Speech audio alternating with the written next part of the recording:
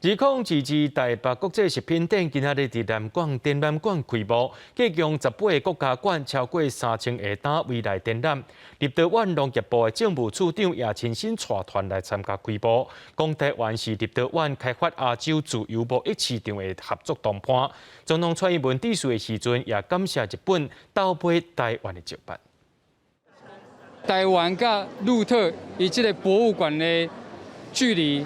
拢总8423公里左右，所以阮经85有这个含义伫内底。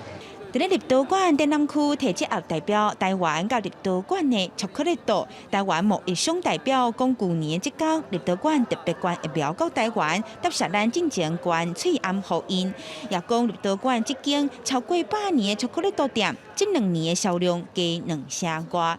就算讲中国军机持续扰乱，立陶宛伫咧这1礼拜内，搁较实派2个处长级的访问团来台湾，显示台立友谊坚定。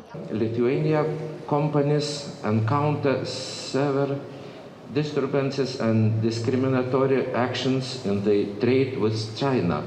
We are very grateful for Taiwan for the efforts to help in this complex situation.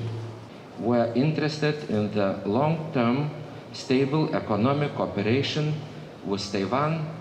立陶宛农业部政务处长吉尔卓蒂斯表示，对推展双边多领域的交流甲合作有高度的意愿。总统蔡英文表示感谢以外，伊也向日本等民主伙伴挺咱的水产表达感谢。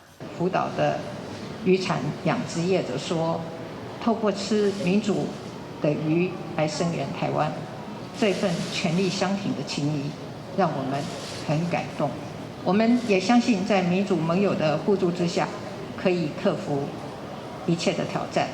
经济部也表示，看好台北国际食品展的商机，即全国内已经有1万间的业者登记线顶展览，也已经连续65个国家，要甲全世界做生意，有信心恢复疫情后的经济甲国际交流。